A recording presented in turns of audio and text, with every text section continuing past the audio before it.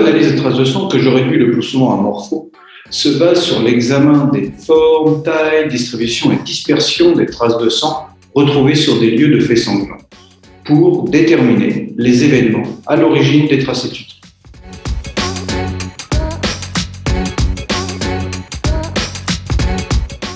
Au sein de la criminalistique, cette discipline a pour mission de déterminer pourquoi la trace de sang existe. Quel est le ou les événements possibles qui peuvent expliquer la présence de cette trace de sang sur le support étudié.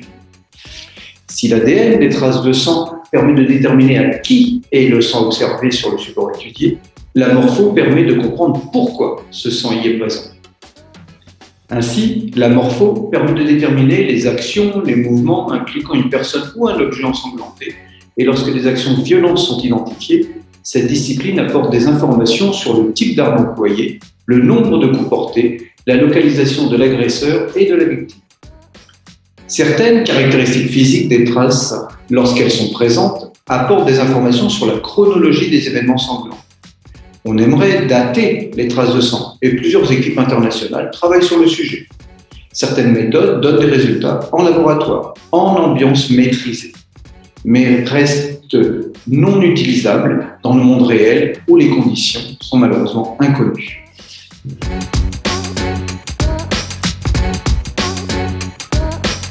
Acteur important au sein de la morpho depuis plus de 20 ans, a permis de développer une méthodologie interne spécifique. Ainsi, suite à la mission donnée, l'étude des traces de sang débute sur les clichés des constatations initiales, qui documentent les traces au plus près de leur découverte, avant qu'elles ne soient altérées par l'intervention des différents services. Nommée par nous analyse brute, cette étape de travail peut être complétée par un déplacement sur les lieux pour vérifier et compléter nos observations.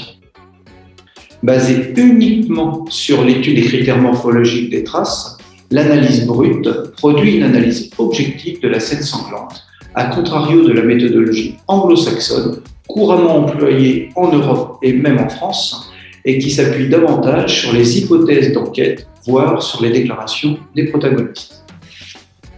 Il est possible que notre analyse s'achève à ce niveau, lorsque aucun acte de procédure nous est communiqué. Dans le cas contraire, à la suite de cette analyse brute des traces de sang menée donc sur les clichés des constatations initiales et régulièrement suivie par un déplacement sur les lieux, nous prenons connaissance des actes de procédure décrivant la découverte des lieux, mais aussi ceux décrivant les plaies constatées et, si possible, les résultats ADN. Pour produire alors ce que nous appelons notre analyse contextuelle, où nous pouvons exclure les traces créées par les premiers intervenants et prendre en compte la localisation des plaies sur la victime pour proposer les postures de celle-ci lors des effusions sanglantes. Il nous est fréquemment demandé de comparer nos conclusions aux déclarations décrivant le déroulé des faits sanglants. C'est ce que nous nommons l'étude de compatibilité. Il est évident, mais il reste bon de le répéter, nous ne prenons connaissance de ces déclarations que lorsque nos analyses brutes, et si possible contextuelles, sont achevées. La lecture des déclarations permet d'extraire les informations concernant les faits et de les comparer à nos analyses, décrivant ainsi leur degré de compatibilité avec nos conclusions. Face aux critiques dont fait l'objet la morpho-analyse des traces de sang, essentiellement aux États-Unis, il a été choisi au LAC de faire auditer l'ensemble de nos méthodes de travail pour vérifier leur fiabilité. L'audit initial a été mené en 2020, a été couronné de succès.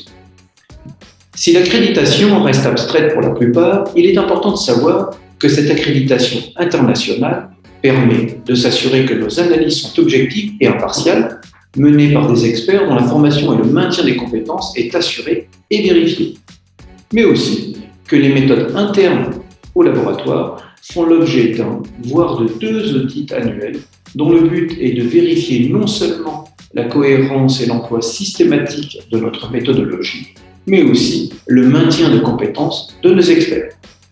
Voilà ce que je pouvais vous dire sur la morpho-analyse de traces de sang, mais il est bien évident que nous restons à votre disposition si vous voulez de plus amples informations. Merci, au revoir.